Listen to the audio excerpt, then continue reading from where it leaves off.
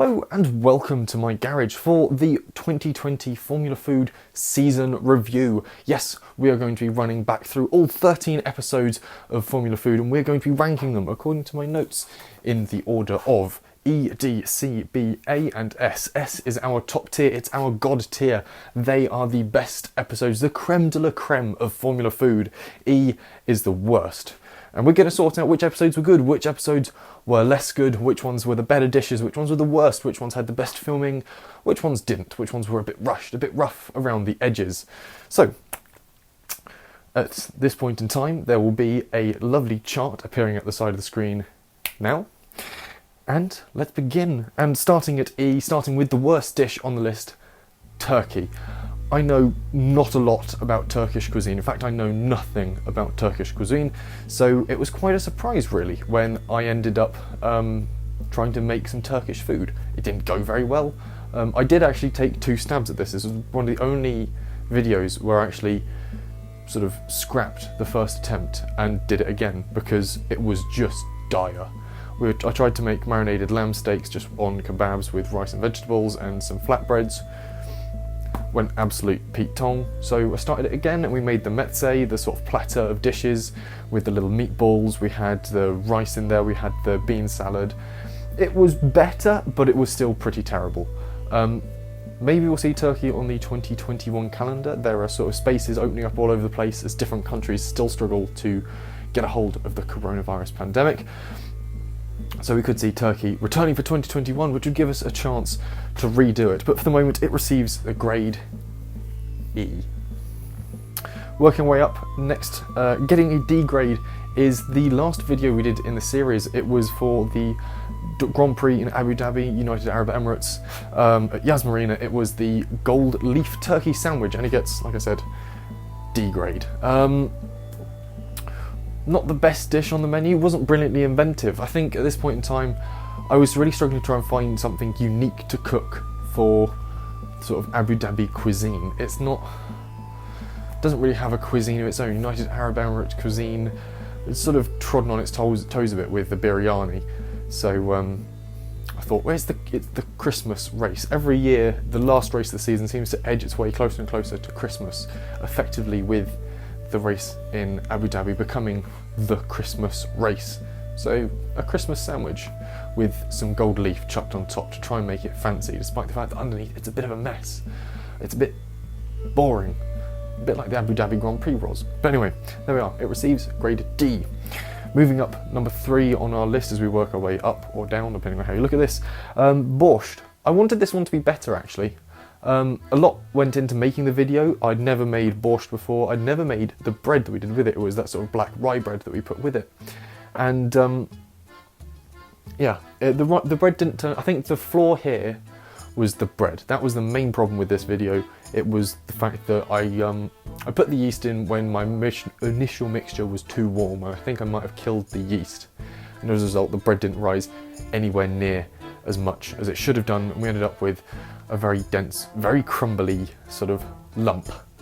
Once it was soaked a bit in the borscht, it was fine, but even then, not quite enough to redeem it. And the borscht itself wasn't brilliant. It was nutritious, sure, lots of vegetables in there, just really lacked flavour. So I might return to trying to make it, might give it another bash, but it really needed a bit more flavour, potentially some sour cream, a bit more chives going in there, just to give it a bit more levity and a bit less just sort of to it. Very flat, very bland.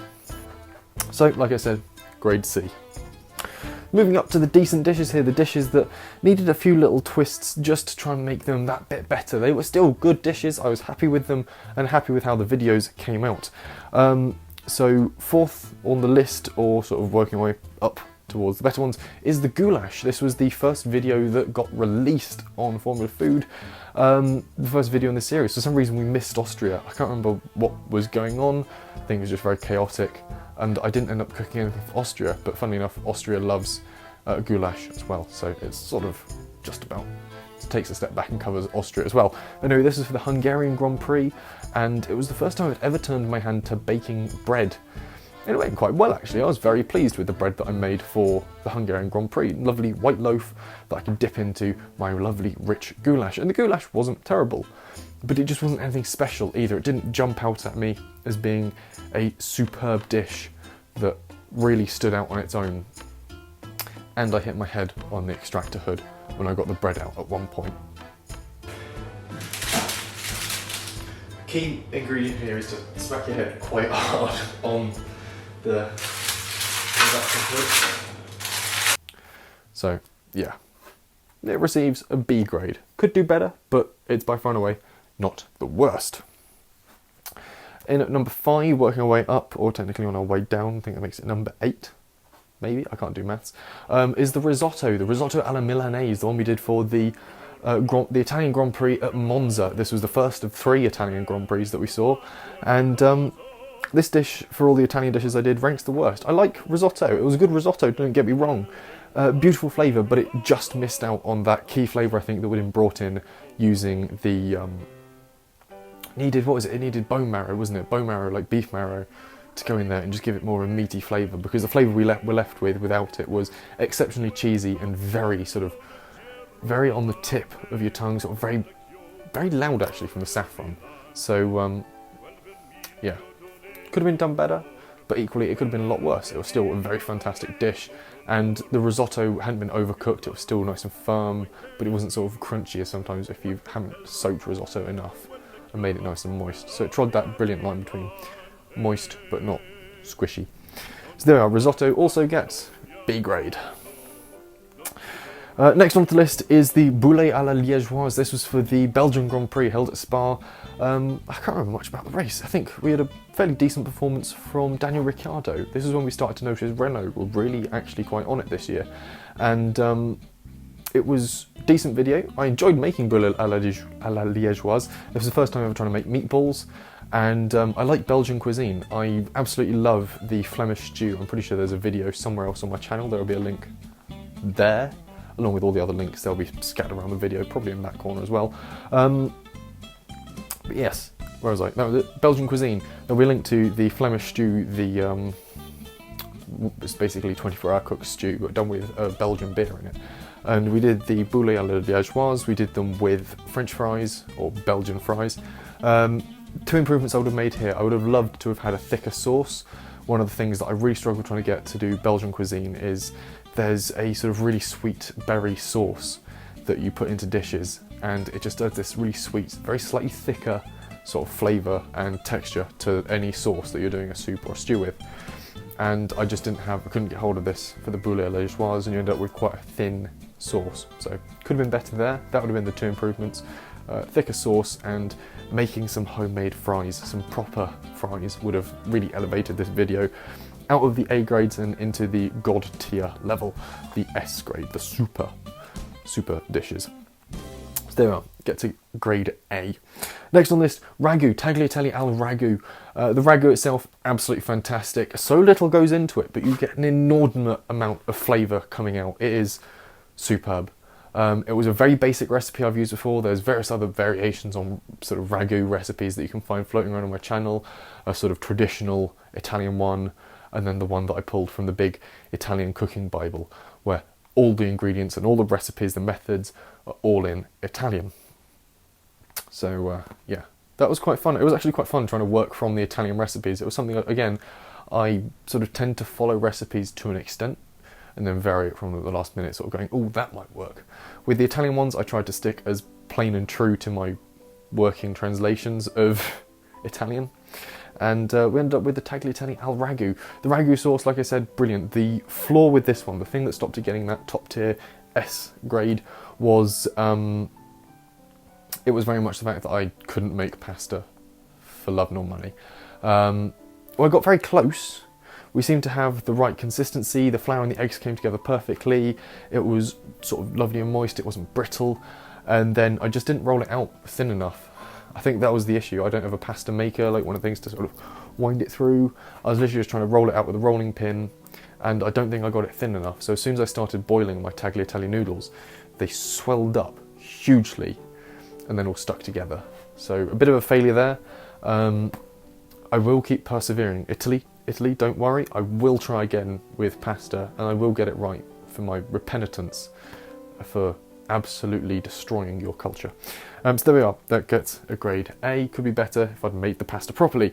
Next up on the list, and I've got to try and get the pronunciation right for this one, is the caciucco, or caciucco. This was for the Grand Prix at Mugello, and again, this was an absolutely fantastic dish. I really loved this one, and it should really be getting the top tier S grade. There's one thing stopping it from getting that, and it is I've just scuffed up making the garlic bread. Yeah, the garlic bread was a bit of a rush. It sort of had very dark edges. The garlic was soft, but still very sort of tart and bitter on top. So it needed to have been sort of mashed down, made into proper garlic butter, spread thickly onto the bread, and then grilled to let it seep through. So potentially we'll give that one another go. That's definitely a dish that's going onto my must cook again list, because I absolutely love seafood. I loved the sort of cooking it with the wine. I paired it properly with a really nice wine that I would 100% buy again. I recommend going and finding the video, link again probably in that corner. Go find the video, go find the wine, get hold of it. It is absolutely fantastic. I think it's a Bulgari or something, if I can remember what was written on the bottle. Stunning, absolutely stunning wine. So there we are, that gets an A grade. Could be better if I'd nailed the garlic bread. Next up we go to Portugal for the feijoada. Feijoada, yeah. For some reason, whenever I do foreign accents, my mind always goes French or Italian. I can't do like a Spanish accent for love nor money. So feijoada. This was the black bean stew, the Portuguese black bean stew with the pork ribs, the bacon in there. I can't remember what else went into it. I think maybe chorizo, I can't remember. But absolutely brilliant dish, really loved it.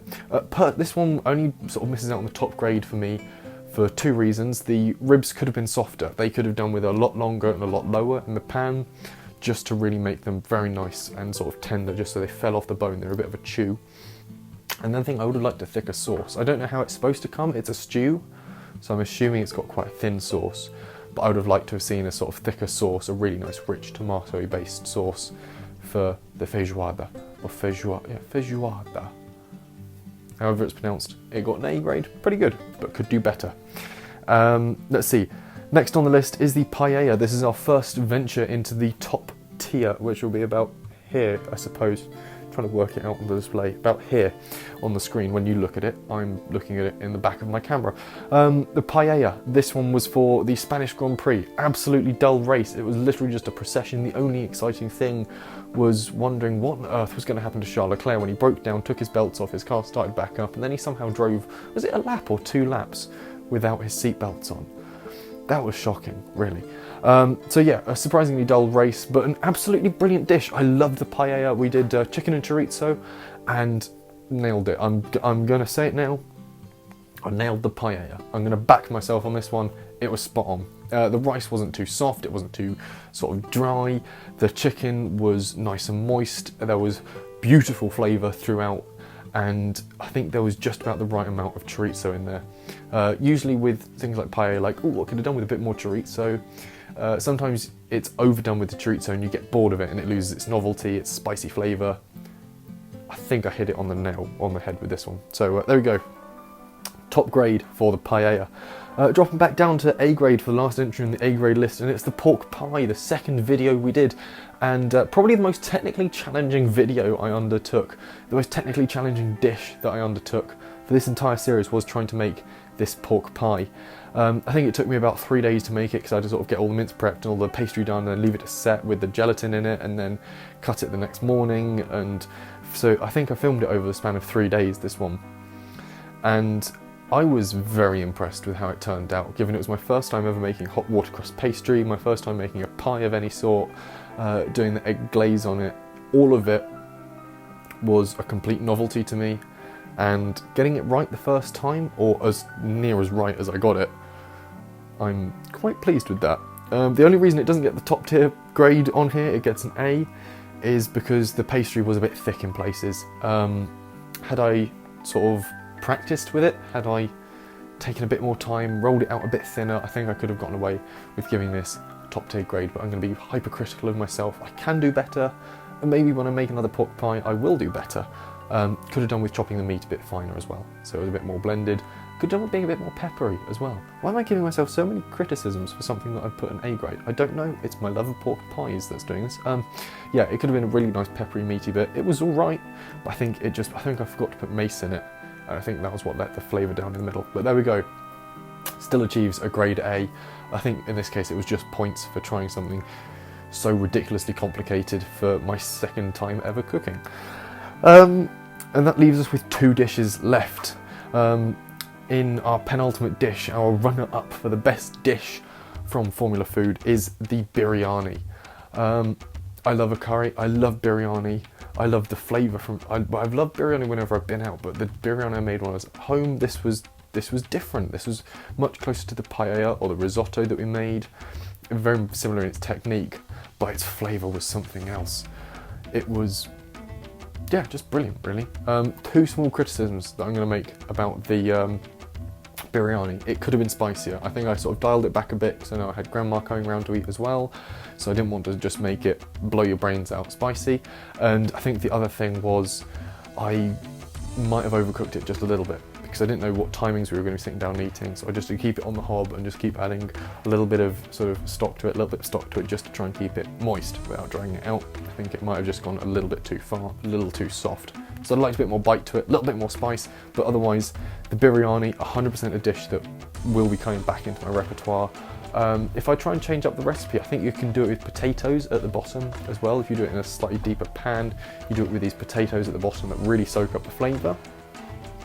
So I think I'll look into trying that as a recipe. But there we are, biryani, god tier dish, absolutely nothing wrong with it. And the last one on our list, I think this one was definitely one of my, alongside the pork pie, this dish was my proudest achievement of getting it so absolutely perfect. It's something that I've eaten a lot of, so I know exactly how I like it to taste and how it's supposed to taste. And the fact that I got it as close to what I would deem professional schnitzel makers, the fact that I got it as close to them as possible was damned impressive. And it is, of course, yeah, the schnitzel from the Eiffel Grand Prix, the German Grand Prix, held at the Nürburgring in October. It would have been held around my birthday weekend. I filmed the video a bit in advance, and it was perfect. We had, what did we have with it? We had potatoes, we had the red cabbage, we had the schnitzel. I'm pretty sure there must have been something else on that plate, but yeah, and German beer with it. That really helped. I sent producer Ian out, he went and got some German beers. We had a brilliant evening with some hot, fresh schnitzel from the pan.